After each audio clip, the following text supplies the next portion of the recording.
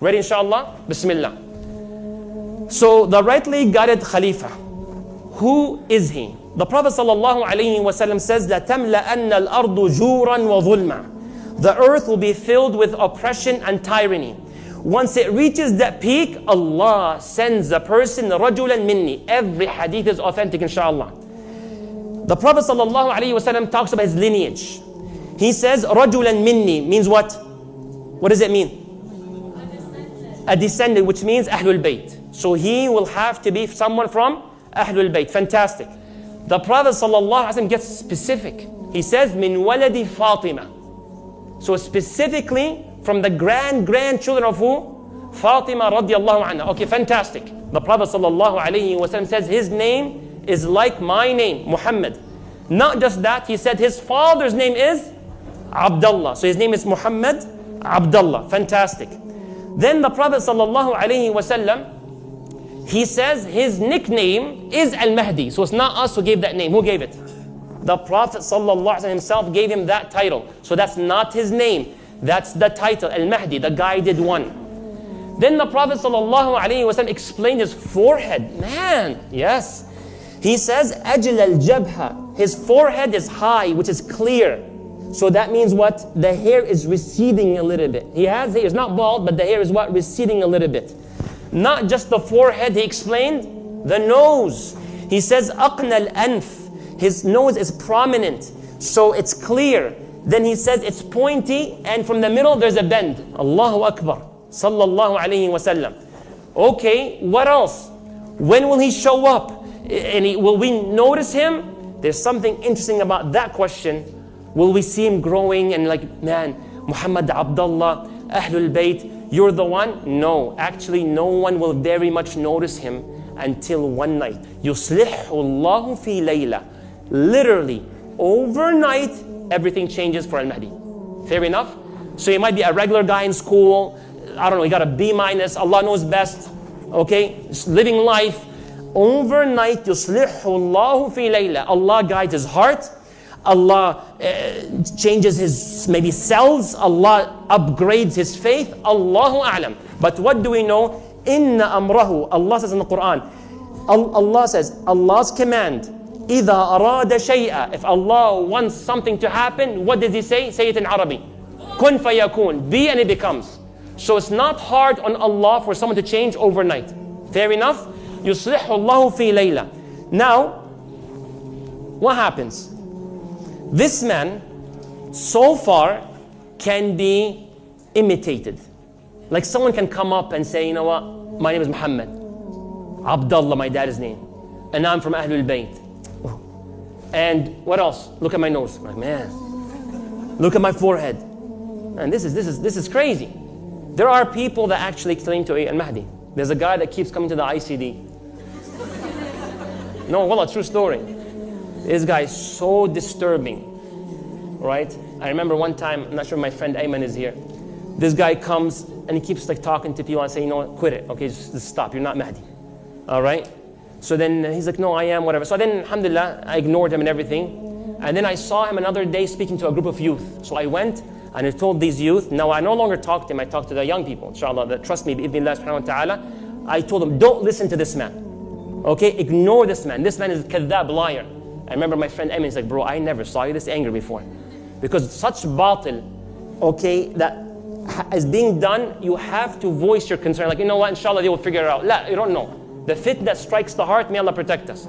So there's a lot of things that happen. So this wonderful man, what happens after this? His matter of Al-Mahdi is not gradual. Like, it's not like his family knows, then his city. No, it becomes viral. It will break the internet. Overnight, things will know. It's a trend, khalas. And then Allah will guide, focus here, Allah will guide a few people around him to support him, to notice you're the one. Clearly you're the one. So they encourage him. So what do we learn from this? He does not promote himself. People of corrupted influence and corrupted leaders among the Muslims. Corrupted Muslims or wrong leaders, but basically Muslims, they come together and they form an army to kill who? This is very sensitive. To kill Al-Mahdi. Muslim army, yes, Muslim army. Nabi sallallahu alaihi wasallam, a Muslim army assembles to go and kill Al-Mahdi. Now when this happens, Al-Mahdi gets news, they're coming to kill you, Ya Mahdi. What does Mahdi and the believers with him do? They run to Al-Kaaba. When they run to Al-Kaaba, this is a worldly known law. If you go to the Kaaba, it's a sacred land. Don't kill no one. Even if the one that you saw next to the Kaaba is the one who murdered your own father, do not kill someone around the Kaaba. It's a sacred land. And look to what Aisha radiallahu anha says in authentic narration. She says, عَبَثَ رَسُولَ اللَّهِ صَلَّى اللَّهُ عَلَيْهِ وَسَلَّمْ فِي مَنَامِهِ. One night the Prophet was tossing in his sleep, right, left, like he's anxious, he cannot sleep, he's tossing, like he's having a hard time in and out of sleep. So then she said, Ya Rasulullah, Aisha tells her husband, Ya Rasulullah, you have done something in your sleep, لَمْ تَكُنْ تَفْعَلُ. I've never saw you like that, like very stressed and you're sleeping, you keep moving around.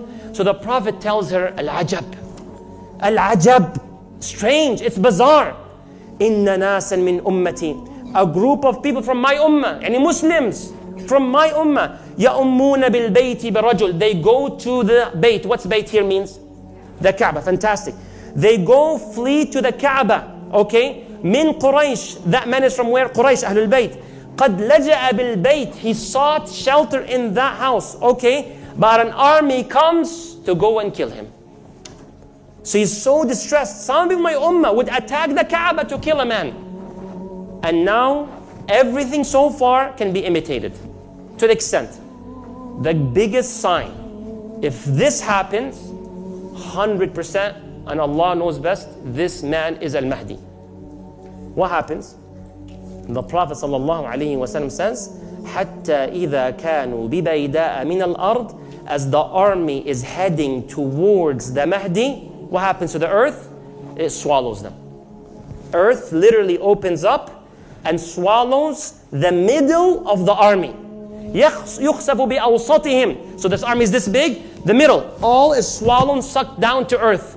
وَيُنَادِي, the one who's at the beginning, calls the one who's at the end. They're survivors, right? Do you see what just happened? This is unbelievable. What? Earth opened up. While they're doing this, what happens? Earth opens up at the front and the back, and the entire army is swallowed by earth. Then the Prophet says, فَلَا يَبْقَى إِلَّا الشَّرِيدِ. Very few people, maybe one or two people, Allahu A'lam, very few people, they are surviving. Why?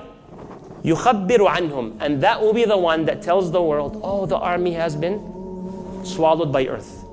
At that point, everybody on earth will know this man is Al-Mahdi. So now, khalas, people come and they travel to Mecca to give the bay'ah, the pledge of allegiance. You're my Khalifa, you represent me, you're the leader, you're the one, we knew about you, all the signs have been checked, you're the one. Even the Prophet tells you where that bay'ah, that pledge, where will you sign the contract with the Khalifa? مَا بَيْنَ الرُّكْنِ وَالْ, which is between what and what? Between the black stone in Kaaba and, you know, the station of Ibrahim, Maqam Ibrahim. Between that, that's where the pledge will be taking place. Bismillah, they assemble an army. Remember, corruption is what? Peak. So now he wants to come, as the Prophet told us, to fill earth with goodness the way earth was filled with wickedness. That's what the Prophet ﷺ said. Say Sallallahu Alaihi Wasallam. So he says, as many Muslims come from around the world, and many people, ready for this interesting point? Many people convert to Islam. Converts in the tens of thousands. There's one narration about 70,000 or so plus. So then the Prophet ﷺ says, تَغْزُونَ جَزِيرَةَ الْعَرَبِ. The first of battles is the Arabian Peninsula. Are they not Muslim now? What's Allahu A'lam. It seems that the time of Al-Mahdi, the Arabian Peninsula needs some cleanup. And he starts with the Arabian Peninsula. Without mentioning any names, or now you go flying here and there. But that's why he does this authentic narration, and I'm trying my best not to hide any information or be like too sensitive. May Allah grant us wisdom. Say Ameen. Jazirat al-Arab, Arabian Peninsula, nice and clean up. So he cleans it up. فَيَفْتَحُهُ Allah. The Prophet says Allah makes him conquer it. So Al-Mahdi now is the Khalifa of all of Arabia. Now, as he is winning, what happens to the army? It's getting bigger, right? Then they go to the Persian area. Persian area, which is known as today, مثلا in Iran or the surrounding countries, just to give you the location possible. I'm not saying that's the exact situation of Iran. Arabian Peninsula, we all know it. Persia, they go and they fight Faris. They go to that war. Severe. فَيَفْتَحُ اللَّهُ Allahu Akbar. Al-Mahdi, the Khilafah, the Muslim leadership is growing all the way. Then they go to face who? The Roman Empire. The ulama, when they talk about the Roman Empire, in Arabic it's also known as Bani al-Asfar. Bani al-Asfar, that's another way of calling it. They say what's known today as Europe and North America. They are typically the Romans, Europe and North America. Now what the Prophet ﷺ says something interesting. Now this hadith, we're not sure exactly, is it around that time, like Arabian Peninsula, Persia, then this exactly happens, or something before? What is it? In one authentic hadith he says, there are 6 signs. If they happen, Yawm al-Qiyamah is taking place. The last sign he gave, the first 5 by the way took place. The first 5 he said took place. One of them is my death. That was the first one. Rasulullah ﷺ passed away. Another one is a virus that spreads, that many people die in the biggest of numbers. And it happened. Amwas plague as it took place, and Allah knows best. The one is this last one. Which one is it? There would be a peace treaty between who? You. When he says between you, meaning what? The Muslims. Inshallah, you're with me. Between the Muslims and Bani al-Asfar, i.e. the Romans.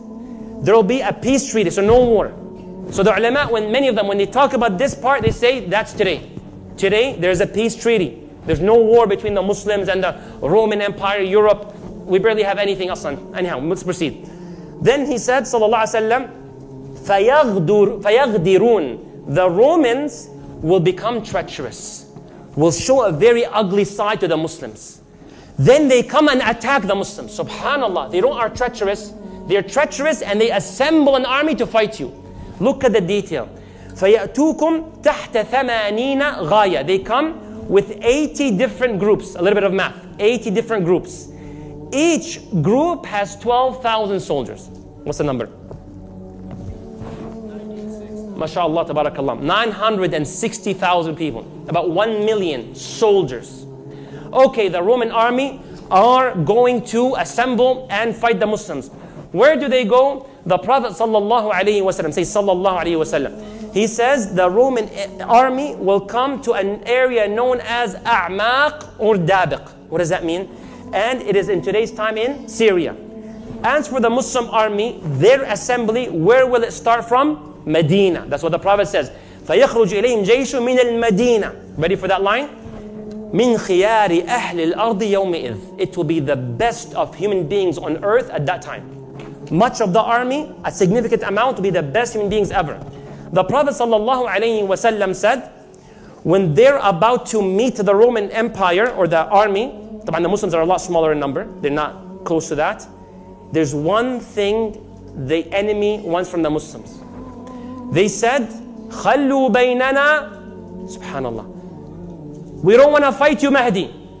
This whole army, 960,000, what do you want? I don't want you. We want الَّذِينَ سَبَوْا مِنَّا نُقَاتِلُهُم. What does that mean? We want the converts. The thing that hurts them the most are the ones that were with them and accepted Islam. What does Al-Mahdi and the believers say? La wallah. Wallahi, we will not make you touch them. We will not just step aside and make you fight them. بَيْنَكُمْ وَبَيْنَ إِخْوَانِنَا. They're our brothers. They became Muslim yesterday. They're closer to me than some human beings, maybe from my own family. That's what Islam does. So the Prophet ﷺ says, right when the battle is about to start, bad news. What's the bad news? The Prophet said, ﷺ, رِدَّةٌ شَدِيدًا. ثُلْث الْجَيْشِ الْإِسْلَامِ يَرْتَدْ. 1/3 of the Muslim army apostates. What? 1/3. They say, we can't do this, is too much. And they run away. The Prophet says, لا يتوب الله عليهم أبدا. That 1/3, Allah will never give them tawfiq. Allah will never help them in asking for Allah's forgiveness. May Allah protect us.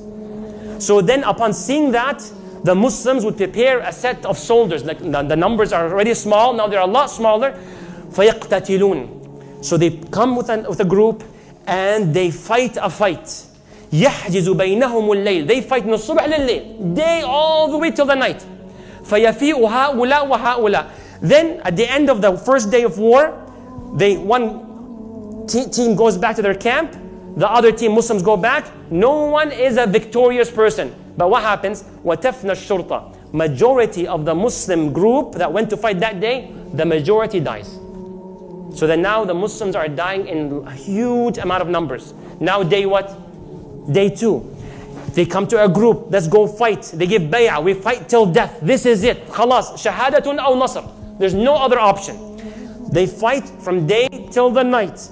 Then they all go back to their camps. The majority of the Muslims are dead in that second day. Then the third day, now the Muslims are running out of soldiers. It's pretty bad. Al-Mahdi, alhamdulillah, is alive so far, fighting as hard as he can. Third day, they fight again. They make an oath. We fight till death or victory. They go until the day ends. And the majority of the Muslims, what? Die once again. The Prophet says, فَإِذَا كَانَ يَوْمُ الرَّابِعِ, the fourth day of war, what happens? نَهِدَ إِلَيْهِمْ بَقِيَّةُ أَهْلِ الْإِسْلَامِ.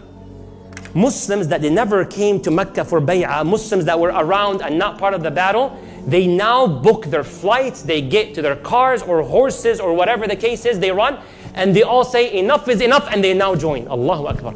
Then what happens? The Prophet sallallahu alayhi wasallam, he says, فَيَجْعَلُ اللَّهُ الْدَبْرَةَ عَلَيْهِمْ. Then Allah will make the Roman army so terrified of the Muslims joining. فَيَقْتَتِلُونَ مَقْتَلًا. The Prophet says they will fight a fight, which is famously known as Al-Malhama Al-Kubra, as some reference it to this one. The greatest of battles, the grandest of battles ever. The Prophet says, لَمْ يُرَى مِثْلُهَا. Never did earth experience a fight, a battle, jihad, the way this battle is between the Muslims and these Romans.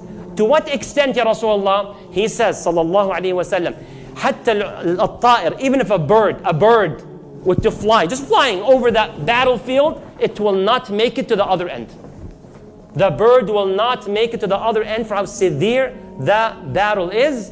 Then with Allah's help, the Muslims become victory. تَغْزُونَ الرُّومَ فَيَفْتَحُهَا اللَّهُ. Allah grants them victory, and they also conquer Constantinople, which is Al-Qustantiniya. And this is one of the grandest battles ever, if not the most severe. And the Muslims are so happy, they're so rejoiced, but they're so sad as well. Why? How much spoils of war, how many armors, how many weapons, how many this, how many that, all these things. So the Prophet ﷺ says, as much spoils of war that are there, he says, فَبِأَيِّ غَنِيمَةٍ يُفْرَحْ. What joy is it in that victory? Why is that, Ya Rasulullah? He says, sallallahu alayhi wa sallam, the amount of death that the Muslims face to gain that victory, he gives the number. From 100 family members that were in that battle, only one family member survives. Only one family member makes it.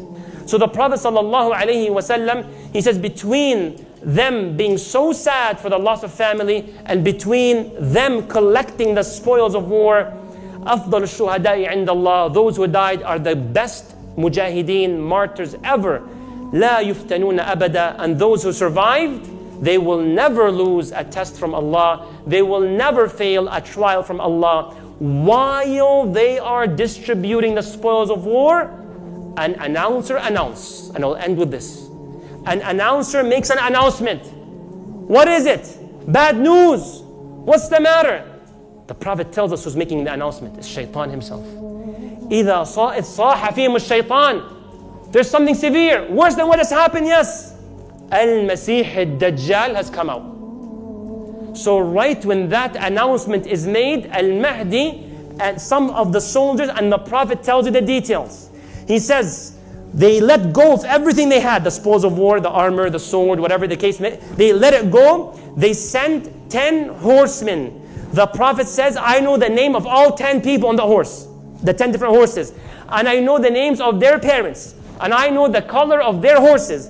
They are the greatest horsemen ever on earth. They go to see, where is the Dajjal? Is it true? Is it not true? Before I tell you exactly what happened, let's go back in time. Can we do that? Let's go back in time to the time of Muhammad sallallahu alayhi wasallam.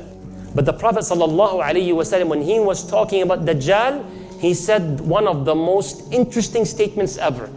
He says, Ayyuhan nas, O people, there is never a trial, a test that will test your faith, test yourself, stronger than the test of a Dajjal. Then he says, never did a prophet come, Adam, Nuh, Idris, Zakaria, Jesus, Musa, all of them, except that they gave lectures about Ad-Dajjal to their people. Allahu Akbar. That's how serious Ad-Dajjal is. Then the Prophet says, I am Akhirul Anbiya, I'm the last prophet. And you are the last nation, Ummah, fantastic. So he is, the Prophet says, he is for sure coming in this nation. You may say, well, it might be obvious. No. Allah revealed information in a gradual process. Allah did not share all the details at once. Because if you put the hadith together, you might be confused. To simplify it, Allah shared information. One of the authentic narrations, there was a guy who was acting like Dajjal, by the way, in Medina. For those that may have heard this hadith before. So with time progressing, it made clear that he's not really a Dajjal and Allah knows best. So let's proceed. The Prophet sallallahu alaihi wasallam, when he was talking, one of the Sahaba said, man, when the Prophet talks about Dajjal, we get so scared. He says, خفض ورفع, like, and Dajjal goes. So when the Prophet speaks, he's the best speaker, sallallahu alaihi wasallam. They got so nervous. You know what they said? ظنناه في طائفة النخل. Like, we felt Dajjal about to walk in. That's how good of a speaker he was, sallallahu alaihi wasallam. He made them live the moment. So when they were concerned and they went to the Prophet, he saw in their faces what? Fear. He says, ما شأنكم? Like, why you're concerned? Why you're scared? He said, Ya Rasulullah, you spoke about Dajjal and you spoke quietly, you spoke loud until we felt he's going to walk in any moment now. Then the Prophet sallallahu alaihi wasallam says, غَيْرُ الدَّجَّالِ أَخْوَفُنِي عَلَيْكُمْ. Is there anything else I fear over you more than Dajjal? Another meaning is there are other things I fear over you more than Ad-Dajjal. Look what he says to make them feel comfortable. Ready? If Dajjal comes out while I'm alive, فَأَنَا حَجِيجُكُمْ دُونَكُمْ. I will protect you from Ad-Dajjal. Allah Akbar, sallallahu alayhi wa sallam.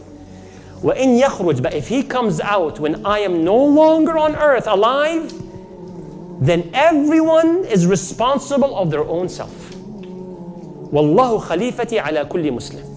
And Allah is my Khalifa over every Muslim on my behalf.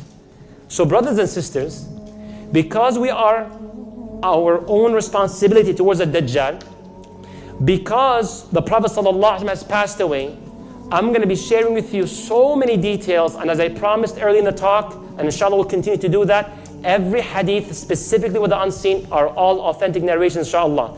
So because we are responsible, are you guys ready, inshallah, for the details? Bi-idhnillah subhanahu wa ta'ala. Because the Prophet ﷺ used to make dua.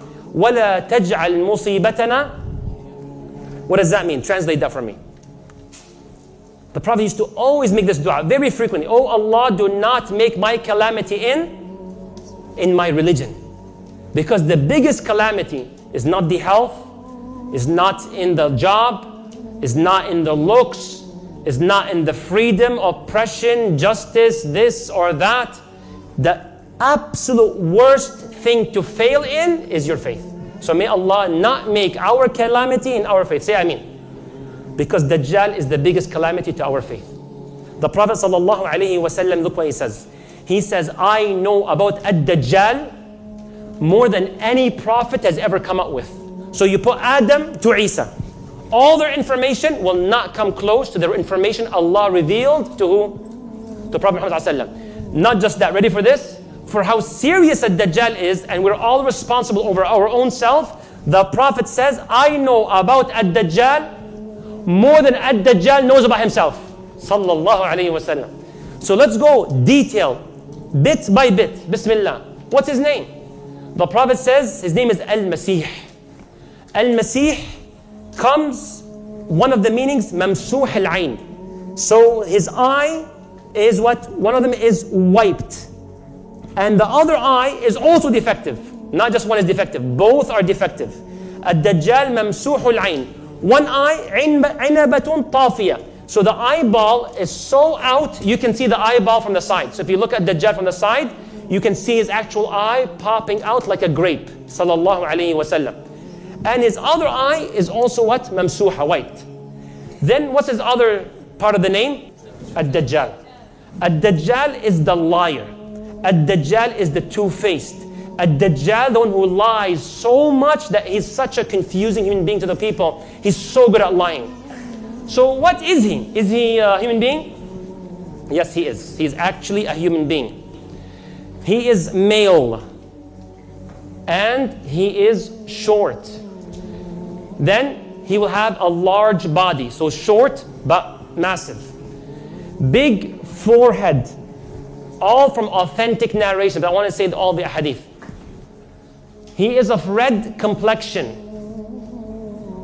He has thick, curly hair. Look how detailed, sallallahu alaihi wasallam. All this so you don't fall for it. Sallallahu alaihi wasallam. He is bow-legged. What does that mean?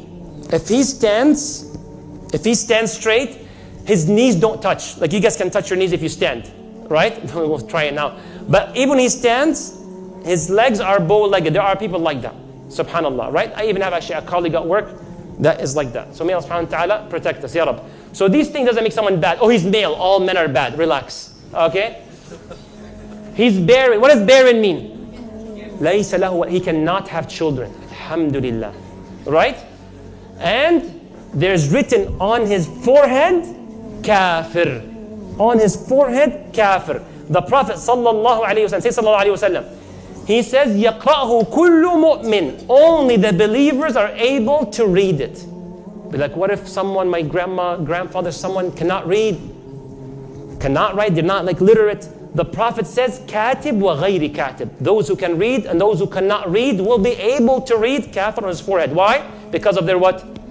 So what should you and I focus on mostly? On increasing our iman. May Allah strengthen our iman. Say Ameen. So then, with all this, what does he go and he claim? He claims to be God. So the Prophet sallallahu alaihi wasallam, look to what he says. He says, أَنَا رَبُّكُمْ وَلَا تَرَوْنَ رَبَّكُمْ حَتَّى تَمُوتُوا. Remember, the Prophet is telling the Sahaba, remember, he says he's God, but remember, you will not see God until you die. Then the Prophet sallallahu alaihi wasallam tells us, where will he come from? Now, the Prophet, that's the hadith I shared with you. He sallallahu alaihi wasallam, he says, إِنَّهُ خَارِجْ خَلَّةٌ بَيْنَ الشَّامِ وَالْعِرَاقِ. Somewhere between Sham, which is known as Syria, or the area of Palestine, Urdun, Lebanon, and Iraq. Now, there's two other ahadiths. What's the ahadith? One hadith says he comes from Khurasan. What's Khurasan? Where is like Uzbekistan area and so on. And the Prophet even explains the faces of the people that follow him in his first stop, Wallahu a'lam. Khurasan, he goes in first and he explains the description of the faces which matches the faces of the people in Khurasan. They are our brothers, many of them of course, but some fall for a Dajjal and they follow him. After Khurasan, where does he go before he becomes khalas, public? Sham and Iraq, he becomes known to everybody, he's out. Fair enough, but so far he's collecting soldiers. Goes to Khurasan, number 2, ready? The Prophet sallallahu alayhi wa sallam says, يَتْبَعُ الدَّجَّالِ مِنْ يَهُودِ أَصْبَهَانِ 70,000. He goes to Asbahan or Asfahan. This city exists till this day. Where is it? This is clear. It's in Iran. And Asfahan or Asbahan, both ways of pronunciation, it has today the largest Jewish community outside Palestine. So the second largest Jewish community in the Middle East is where? Asfahan. That's their resources. It's a small number, not too big. I came across about 8,500, basically less than 10,000. How many will follow? How many will follow? 70,000. Then the Prophet says, عَلَيْهِمُ الطَّيَالِسَ. They'll be wearing shawls. And the shawls, the image is what? What the Yahud wear in their religious practices, and the way, look how we know kufiya and whatever, and so on that people wear sometimes, or shimagh. They have their shawl that represents their faith. فَعَاثَ يَمِينًا وَشِمَالًا. He goes all over. The Prophet ﷺ says, if you see him, now he's going to pass across earth. If you see him, what do? And I'll come across this again. Read the beginning verses of Surah Al-Kahf. Fawatiha, Surah Al-Kahf. So he says, Ya ibad Allah fathbutu. So he says, believers, servants of Allah, hold tight when you see him and read these verses. Yalla, bismillah. Wallahi, some of us, you might be in a problem. And then once you go in front of a judge or something, or a teacher, you want to express the oppression you received, you struggle. Like, then once everything goes away, you're like, why didn't you speak up? This happened to me recently, subhanAllah, one state. I got an issue with another person, and he cannot talk. So I said, Akhi, your turn, speak. Well, and he's miskin, he's madloom, he's oppressed. After that person left, and I took him, I said, what happened? He's like, what happened was 1, 2, 3. You had the chance to speak in front of them, subhanAllah. Now you look like you were defeated. If this happens in front of someone like human beings like us, imagine in front of Dajjal. So the Prophet says, Uthbutu, be steadfast. Then the Prophet ﷺ says how long he will stay. One of you asked me in the break, how long? Here's the answer. Ready, inshallah? He says he will stay for 40 days. 40 yawma. The first day will be equal to a year. And the second day will be equal to a month. The third day will be equal to a week. And the rest of the days are regular days. So now what's in the mind of the Sahaba? One day is like a year. One day is like a month. One day is like a week. One day is like the rest of the days. What's in their mind? Salah. Allahu Akbar. This is the greatest generation ever. This is how, wallahi, this is how we should view these events. The way they viewed it. What happens next? Okay, good. Then what? Khalas, I'm going to wait, inshallah. No. They asked, what should we do for our own self? Allahu Akbar. From my end, what do I do? Okay, I read Al-Kahf. Do I pray on that day, that is 1 year? Do I pray just 5 salah? Does that make sense, the question? 1 day takes not 24 hours, takes a whole year. So the Prophet says, no, does not enough to pray 5 daily prayers. اقدروا له قدره. Estimate how many salah in 300 years, for example, or 300 days. In 300 days, how many salah? 1500. So in that year, pray as many salah as in 1 year. Allahu Akbar. So you estimate. So then the Sahaba, they asked, O Prophet of Allah, how fast does he travel? How, does he go so quickly, so slow? He says, he goes as fast as a cloud driven by wind. He's so fast all across earth. But the believers maintain their salah. Now the question is, how was your salah? How was Fajr today? But yesterday, how are we doing? Good, inshallah? Say inshallah. Can we do that, inshallah? Can we work on our salah? Inshallah, ahsant, fantastic. Right? Just yesterday, I was going through a session with one of the children, and I told them, listen, Jannah has a gate. And the gate of Jannah needs a key. That's authentic narration. So the child said, there's a key? Yes. I said, do you know what that key is? Then I asked him a question. You see the lock? There was a lock. Do you think any key opens this lock? No. The key that was made for that lock is the only key that unlocks that door. Fantastic. Similarly, in paradise, there's only one kind of key that opens it. And what key is that? Salah.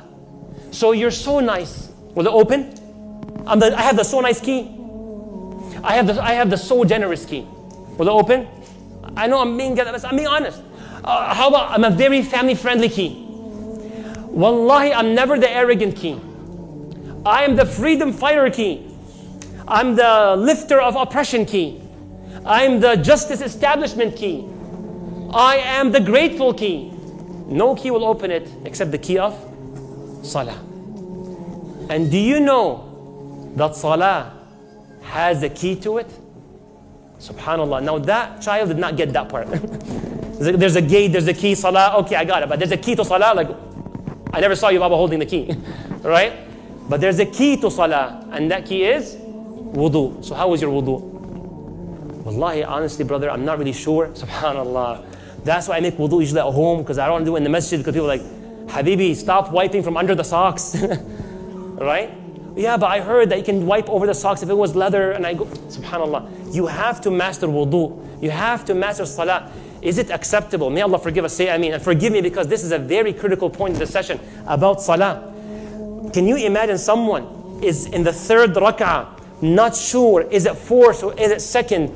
So they're nervous. They heard in one lecture, there's something known as sujood sahu. Like there's a prostration I make to make up for my confusion. They heard. So they get nervous.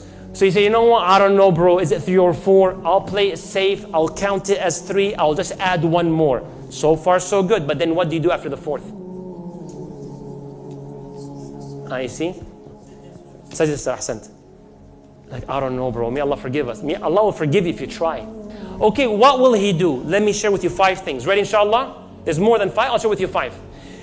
The Prophet sallallahu alaihi wasallam says, sallallahu alaihi wasallam, he says, Al-Dajjal comes. طبعا you see his army and the people. فَيَأْتِ عَلَىٰ قَوْمٍ فَيَدْعُوهُم. So he tells them, I am God. A group actually believes. Like, bro, this guy, look at him. I will believe. Once they believe, you know what he says? Oh sky, make it rain. Oh earth, grow. So they become very rich. Wow, incredible. فَتُرُوح. And then their camels, they drink from the water. Then they increase in their milk. It's phenomenal. It's amazing. He goes to another group of people. Would you believe in me? I'm God. أَنَا رَبُّكُمْ. They say, no, you're not God. No. So then he says, oh rain, do not make it rain upon them. And all the water stops and they have severe drought. Nothing will be left with them in the form of wealth. Fitna. So then his fitna is so hard that all that wealth is gone from the people that reject him. Not just that, he passes by a city. This Dajjal, as he's passing by, Bil-Khariba. What's Khariba? A wasteland, like a dead land. It's miserable, no structure, nothing. So he tells the land, Akhriji kunuzik. Dajjal says, bring forth all your treasures.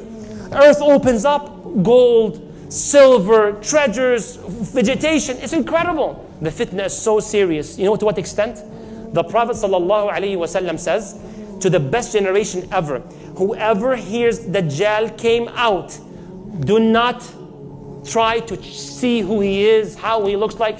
فَلْيَنْأَ عَنْهُ. Go far from him.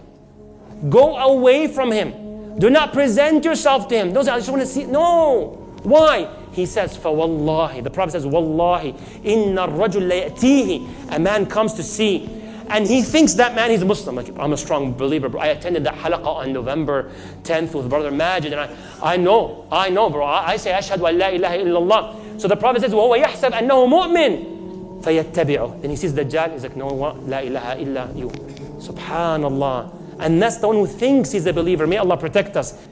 So then the Prophet ﷺ, he says, what else will he do? He will come forth with fire and water. I don't understand. Imagine on one side of a Dajjal, he will have a lot of fire. On the other side, he will have a lot of water. It looks like paradise. It looks like gorgeous scenes. I don't know, like Maldives, whatever the case. Amazing. And this, an absolute disastrous flame fire. But the Prophet says, his fire is paradise. His paradise is fire. So then he says, if he's walking towards you, how intimidating that can be. And he's walking towards you, then jump. The Prophet says, khalas, you had to face him, then jump into the fire. Because it is water. It was be the Jannah. Then he says, Wallahi, look at this. If it was difficult, like you see the fire, like I know it's this, but it's ridiculous, it's crazy, I know the Prophet. He says, وَلْيُغْمِضْ عَيْنَيْهِ. If it's so hard, close your eyes. Did you ever go do an MRI? Right? Like you go to like a, right? Because once you open your eyes, like, get me out of this MRI. May Allah protect you. May Allah never make you need MRI. Say Ameen. It's like a grave. May Allah protect us. Right? So he says, وَلْيُغْمِضْ. He said, close your eyes. ثُمَّ لِيُطَأْطِئْ رَأْسَهُ. Then do this, then do this. Then go towards the water. فَيَشْرَبْ مِنْهُمْ فَإِنَّهُ مَاءٌ. Then go towards the fire. Then you can go and drink water from it. Sallallahu Alaihi Wasallam. So subhanAllah, the eyes, another thing we take from the Prophet, the eyes, watch what you see, it impacts your faith. If you're having a hard time, avoid looking at the haram because it's an arrow towards the heart. May Allah protect us. Subhanallah. Then he says, he partners with the shaitan. What? This is one of the most terrifying trials, personally speaking. He says, from the fitna of Dajjal, he goes to a Bedouin. He says to the Bedouin, if I resurrect your mom and dad. Now many of you have parents who passed away. My father passed away.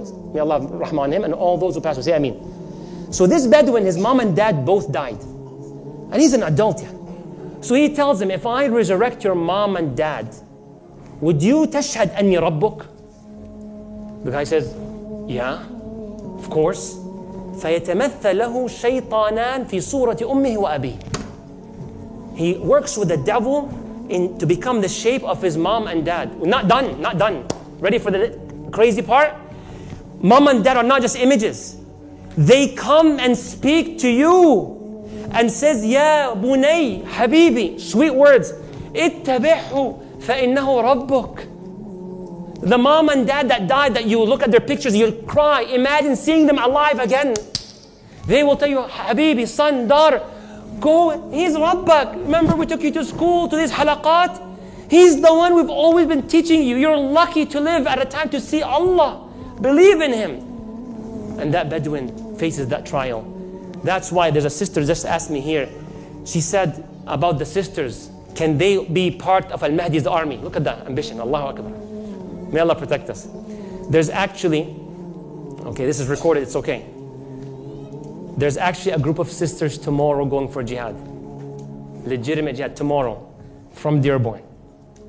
Brother, come on now. They are, okay? And we're proud to say that. Brother, let me explain. The Prophet ﷺ had a sister ask him, Ya Rasulullah, is there jihad for the women? Right? She wants to become mujahida, subhanAllah. So the Prophet said, yes, there is jihad ala al-nisa. But it's the type of jihad on women that there's no bloodshed in it. Jihadun bila qital. What's that jihad? Hajj and Umrah. So we have a group of sisters going for Umrah tomorrow, inshallah. Really, inshallah. So may Allah bless all those people. Well deserved, wallahi, well deserved. May Allah accept you as a mujahida. We go as mu'tamirin, Umrah boys, okay? But you are a straight up mujahida. Allahumma barik. May Allah make it easy for all our sisters, ya Rab. And may Allah allow all of you to perform Umrah in a way that is acceptable by Allah. Say Ameen. Ameen Rabbil Alameen. So then the Prophet sallallahu alayhi wasallam, he explains. So what did the sister ask me? She said, well, if they will not be with the army, there's a hadith about a man tying up his female relatives, like mom, sisters. Like, what is that all about? The Prophet sallallahu alaihi wasallam, he said, yes. He sees a man, sees a lot of people falling for the Dajjal, and he sees that his family members, specifically from his female relatives, are being very impacted. Wallah, it's mom. Wallah, it's mom. It's dad. It's this. Look what he's doing. From the emotional, from the rahmah. Some, not all of them. So the Prophet says this man gets so nervous that his mom, his wife, sister, daughter will go out to a Dajjal. So what does he do? He actually ties them up in the house. So then the Prophet ﷺ says there's no qarya on earth, no village. So what does it mean? Even the cities he will come across. If a village he will go to, he will pass all cities except Mecca and Medina. So the Prophet ﷺ, he says, he comes one time towards the Medina and an angel with a sword. You want to come to Medina? You'll be crushed. So what happens? Look at this. The Prophet ﷺ, say sallallahu alayhi wasallam. He says, then a Dajjal causes like an earthquake. When he does that earthquake, people from Medina leave. Some people from Medina leave. Who are these people? Who are these people? Munafiqeen. There were hypocrites that were hiding in Medina. They were using human shields. They want to stay in Medina, the Munafiqeen. So he does the earthquake. فَيَخْرُجْ كُلَّ كَافِرْ وَمُنَافِقْ. May Allah protect us, Ya Rabbil Alameen. The Prophet sallallahu alayhi wasallam, he makes sure that we learn this dua. And if you want to take a picture, this is something that all of us should be aware of, inshallah. We're going to be done, inshallah, as I promise. We don't exceed that time, bi'idhnillah. 9:30 is our max, inshallah.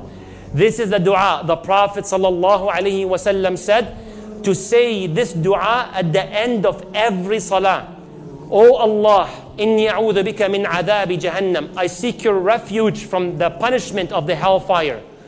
وَمِنْ عَذَابِ الْقَبْرِ. Number 2, and Allah, I ask you to protect me from the punishment of the grave. وَمِنْ فِتْنَةِ الْمَحْيَا وَالْمَمَاتِ. And from the trials of life and death, because death alone is a trial by itself. May Allah make us strong. Say Ameen. And lastly, Ya Allah, protect me from the trial of Al-Masih Al-Dajjal. If he, Muhammad sallallahu alaihi wasallam, his faith alone is greater than all of us put together, yes? He said this at the end of every salah. He took it serious. Then what about you and I? Makes sense? So sallallahu alayhi wa sallam teaching us this dua and reading the last 10 verses of Al-Kahf. What? I thought it was the first 10. There's another authentic narration. You read the last 10 verses of Al-Kahf. So now you have, what's the first one? You read the first, and then you can read the last. How about we all memorize Al-Kahf? Inshallah, all right? Memorize Al-Kahf. May Allah make it easy for us, Ya Rabbal Alameen. Then being a true believer is what saves you from Ad-Dajjal. Not just information. Today you heard so much information, right? A lot of information that alhamdulillah is being recorded, right? But this information will not save you until you live by the information that you received. And here you will hear the last person Ad-Dajjal will attempt to harass. Ready? The last one is a young man. Where is he coming from? He's coming from Medina. So then the soldiers of Ad-Dajjal say, where are you going? I want to go to see this guy that came out. They said, what guy? We're going to kill you. So one of the soldiers says, did not our God, Dajjal, tell us not to kill someone unless we get like an approval? Like, let's get his approval first. Look at the obedience, subhanAllah. Right? So then they went to Ad-Dajjal. This guy, so-and-so. So then Ad-Dajjal goes to this man. Then when the believer sees him, the believer says, Ya ayyuhan nas, because there's a lot of people. Hada Dajjal. Wallahi, this is the Dajjal the Prophet told us about. So Dajjal gets angry. Like he can expose the Dajjal. So he gets so angry. Then he says, go and hit his head. So the Dajjal would then order for breaking his head. And as they're smacking him, they hit his back and stomach. So they knock him out, punch him so bad, torturing him. So Dajjal says, as the soldiers are torturing him, أَوَمَا تُؤْمِن بِي? Am I not your Lord? So he says, أَنْتَ الْمَسِيحُ الْكَذَّابِ. You're the liar Messiah. You're not Isa ibn Maryam Messiah. You're the liar. So then Ad-Dajjal tells his soldiers, if I kill this man and I resurrected, will your faith be shaken? Because Dajjal is seeing the strength of that young man is shaking the faith of who?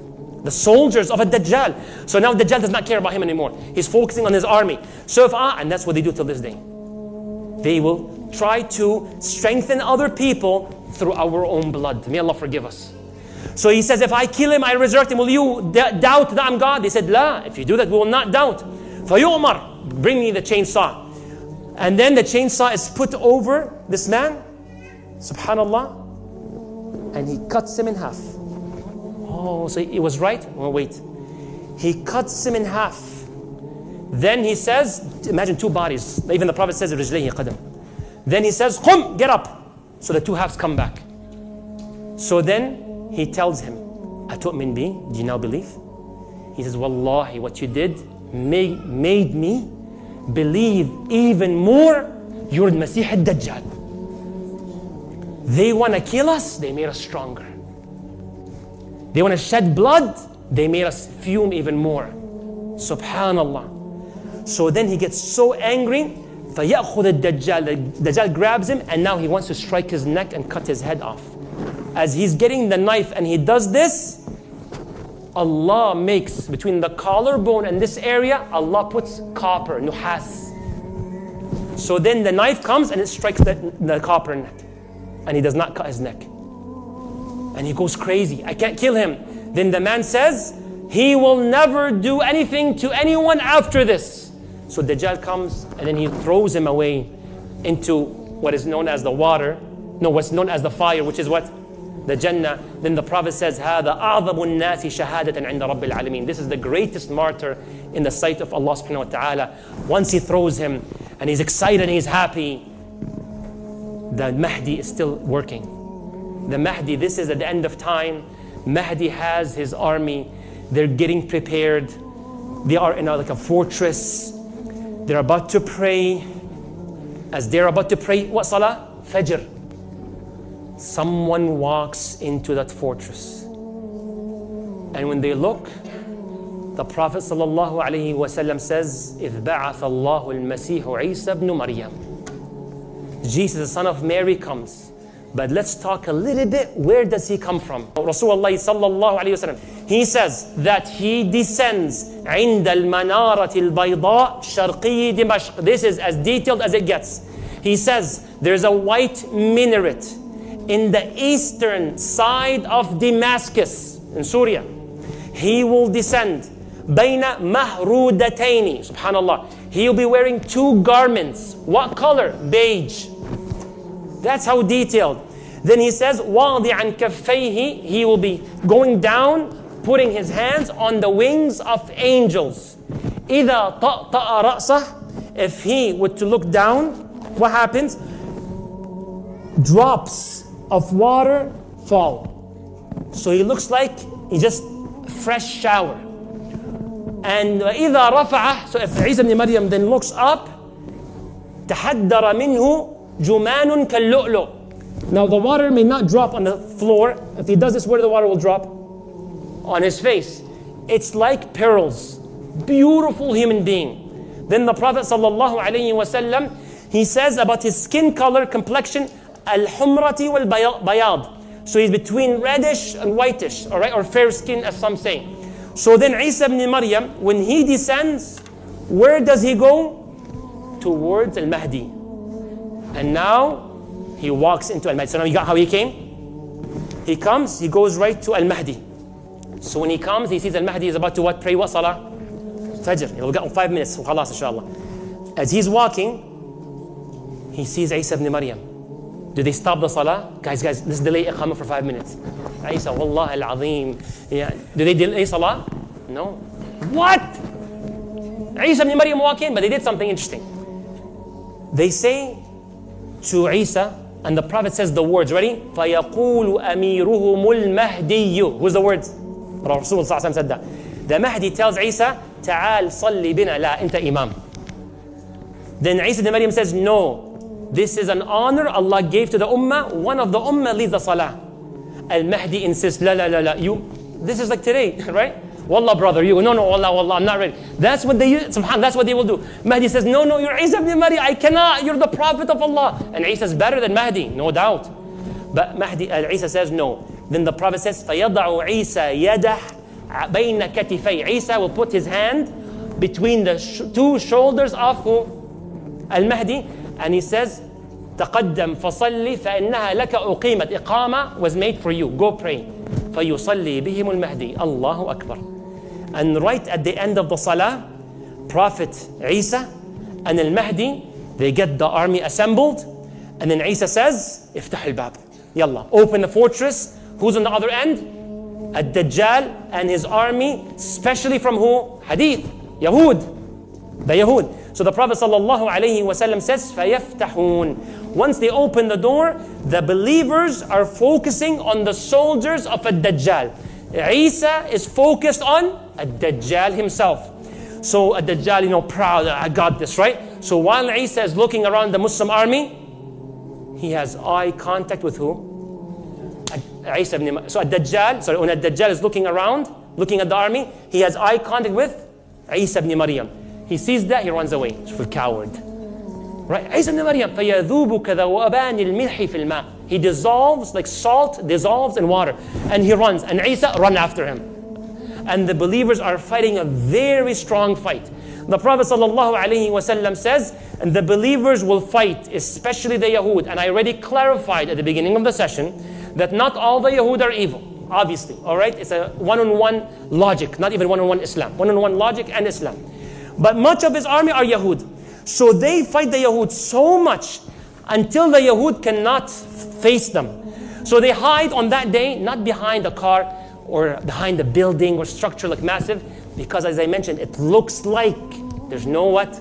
Civilization much. Horses and all these things, swords, right? فَيَخْتَبِئُونَ. They hide behind a tree. They hide behind a big rock. So the Prophet says, nothing they hide behind except that thing speaks. The tree speaks. The rock speaks. Except one tree, Al-Gharqada. There's one tree that will not speak. Everything will speak. The wall, the podium, the pole, everything. The room is a furling club, it will speak. Except the Gharqad tree. What will it say? Ya Abdullah al-Muslim, O servant of Allah, O Muslim, هذا يهودي فتعال فاقتله. Behind me. So now the wall exposes, there's someone behind me. Don't fall for it, be ready, come and get rid of him. So then فيدركه, and he comes and then he gets rid of him. So now Al-Masih is running after Al-Dajjal, and he finally catches Al-Dajjal, and he had a harba, a spear, and then he stabs the Dajjal, the biggest liar, which we see a lot of his resemblance in today's time. May Allah protect us and make us of those that have insight. Say Ameen. Not just sight, but insight as well. He kills Ad-Dajjal, and the Prophet says, عند باب لد, next to the gate, eastern gate of the door of Lud. That time the hadith was mentioned. There's no place known as Lud, but today there's a city known as Lud in Palestine. Allahu Akbar. So he comes and he kills him at the city of Lud, and then he grabs the spear to show it to all the believers. We got rid of him, we got rid of him, and the blood of a Dajjal drops, and the believers win. And now they greet one another. The believers now, they say proper salam. So Isa ibn Maryam wipes their faces, tells them their places in Jannah. Great job, fantastic job. While he's celebrating with them, a caller calls out loud, Harriz ibadi ila tur. Isa, believers, run to the mountain of At-Tur, which is known as Sinai, and Allah knows best. Go there. Why? I'm sending slaves of mine that not even Isa can fight. Who are these people? Ya'juj and Ma'juj. What's the details? What happens? When will the world end? What about the sun rise from the west? All of that in the finale, inshallah. Jazakumullahu khairan. Wassalamu alaikum wa rahmatullahi wa barakatuh.